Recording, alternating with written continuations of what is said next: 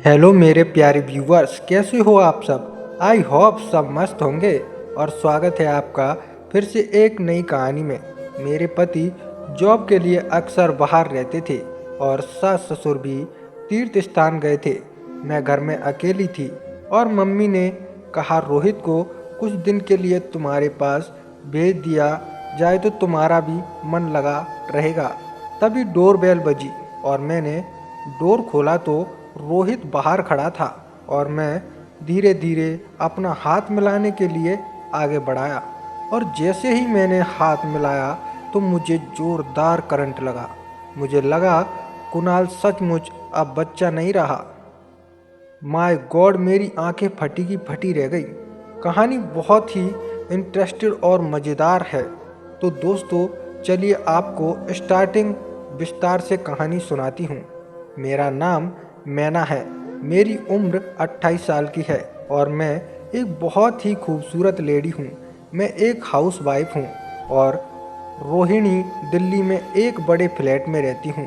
मेरे पति एक मल्टीनेशनल कंपनी में नौकरी करते हैं और कंपनी की तरफ से ऑडिटिंग करने के लिए अलग अलग शहरों में जाते रहते हैं।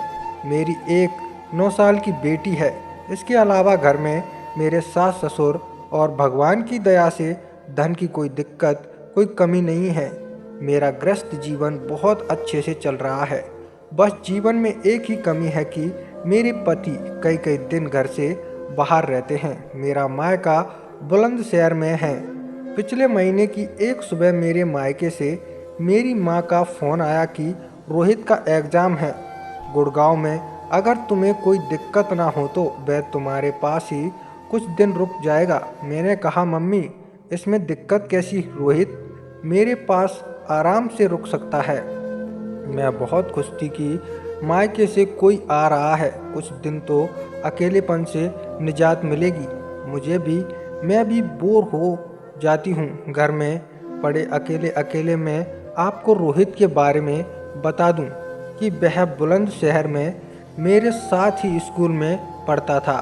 उसके पापा और मेरे पापा दोनों साथ में ही नौकरी करते थे, इसलिए उसका हमारे घर आना जाना चला रहता था। मैं और रोहित दोनों ही अपने घरों में इकलौते हैं। 12वीं के बाद मैंने बीबीए में एडमिशन लिया और वह बीएससी करने पुणे चला गया। फिर कुछ साल बाद मेरी भी शादी हो गई। मेरी शादी 5 साल पहले हुई थी। शादी के बाद मैं उसे एक बार ही मिल पाई थी और अब पहली बार वह मेरे ससुराल में आ रहा था। मेरे सास ससुर जो कुछ दिन के लिए वृंदावन गए थे, उन्हें मैंने फ़ोन करके बताया कि रोहित आज घर आ रहा है, तो वह भी यह सुनकर बहुत खुश हुए। बोले अच्छा है, अब हमें तुम्हारी चिंता नहीं रहेगी। और अगली सुबह रोहित भी आ गया। जैसे ही मैंने दरवाज़ा खोला, मुझे देखते ही रोहित मुझसे हाथ मिलाकर मुझे गले लगा लिया। मैंने कहा कुणाल, तू तो मुझसे भी लंबा हो गया है, लेकिन तेरा बचपना अभी तक नहीं गया। और फिर मैंने घर के अंदर बुलाकर बिठा दिया और तभी मेरी बेटी भी आई और रोहित ने मेरी बेटी को गोद में ले लिया। इस बीच मेरी बेटी कुणाल से बहुत घुल मिल गई। कुणाल फ्रेश होने के लिए बाथरूम चला गया। मैंने चाय बनाई और दोनों चाय पीते हुए बातें करने लगे। पुरानी बातों को याद करके हम दोनों बहुत खुश हो रहे थे। फिर मैं घर के कामों में व्यस्त हो गई और वह आराम करने लगा। रात को 8 बजे डिनर हम दोनों ने साथ में ही किया और हम सोने की तैयारी करने लगे। मैंने कहा कुणाल, तुम मेरे बेडरूम में ही सो जाओ। मेरा बेडरूम काफ़ी बड़ा है और स्कूल के टाइम की बात करेंगे। कुणाल बोला ठीक है, जैसा तुम कहो। डबल बेड पर एक कोने पर मैं लेट गई। एक कोने पर कुणाल लेट गया और बीच में मेरी बेटी कुणाल मेरी बेटी के साथ खेलने लगा। मैंने कहा कुणाल, अब कल खेलना, सो जाओ, इसे मैं सुला देती हूँ। थोड़ी देर में मेरी बेटी सो गई। हम लोग स्कूल के दोस्तों की बातें करने लगे, कौन कहाँ है, क्या कर रहा है, वगैरह वगैरह। थोड़ी देर में कुणाल को नींद आने लगी और बोला अब मैं सो रहा हूँ। मैंने लाइट बंद कर दी और नाइट लैंप जला दिया। कुणाल सोते हुए बहुत अच्छा लग रहा था। काले काले और उसके पतले पतले बाल इतने खूबसूरत थे। मुझे भटकाने के लिए मैंने अपनी बेटी को किनारे किया और कुणाल की बगल में लेकर उंगलियां बालों में फेरने लगी। शायद वह गहरी नींद में था, इसलिए हिला भी नहीं। मुझे उस पर बहुत प्यार आ रहा था। मेरे हाथ उसके गालों से होते हुए सिर तक पहुंच गए। मैं अपनी उंगलियां सिर पर फिराने लगी। थोड़ी देर बाद मैंने हाथ हटा लिया। कुणाल बोल पड़ा, प्लीज ऐसे ही करती रहो, अच्छा लग रहा है। मैंने हंसते हुए कहा, बदमाश, मैं तो समझ रही थी कि तुम सो रहे हो। कुणाल बोला, सो ही रहा था पर तुमने जगा दिया। मैंने फिर उसके लिए सिर पर उंगलियां फिराने लगी। मेरे हाथ इधर उधर बढ़ रहे थे और कुणाल का चेहरा शर्म से लाल हो गया। मैंने बोला, तुम इतना शर्मा क्यों रहे हो? बचपन में हम ऐसे ही तो खेलते थे। डॉक्टर डॉक्टर, तब तो हम ऐसे पूरे शरीर की जांच करते थे। हाँ, पर तब मैं बच्चा था। कुणाल बोला। मैंने कहा, तो अब क्या बदल गया है दोस्तों? तो अब भी हम मैं अच्छा, अब मेरा हाथ छोड़ो, मुझे देखने दो। कुणाल ने मेरा हाथ छोड़ दिया। मैं धीरे धीरे अपना हाथ ले गई। मुझे जोरदार करंट लगा। मुझे लगा कुणाल सचमुच अब बच्चा नहीं रहा। ओ माय गॉड, मेरी आंखें फटी की फटी रह गई। कुणाल बोला, क्या हुआ? मैंने कहा, तुम तो सचमुच अब बच्चे नहीं रहे, तुम तो बहुत बड़े हो गए हो।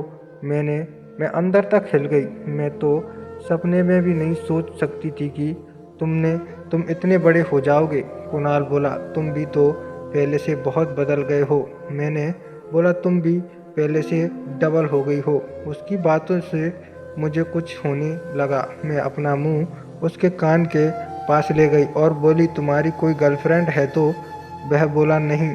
फिर तो मुझे ही सब सिखाना पड़ेगा।